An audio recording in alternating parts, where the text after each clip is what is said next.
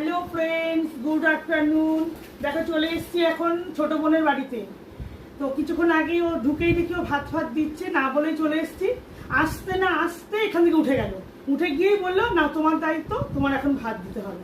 এখন দেখো চারিদিকে রেখে যাও শোনামা, দেখো চারিদিকে ছড়ানো ভাত বেড়েছে কিন্তু ওদের জন্য।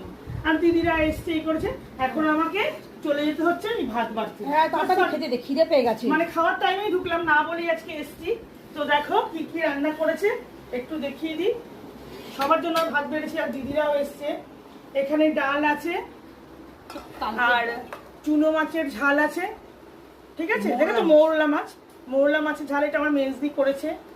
সব রান্নাই মনে হচ্ছে ওই করেছে, আর না জানিয়ে এসছি মেজদি এসছি বলে।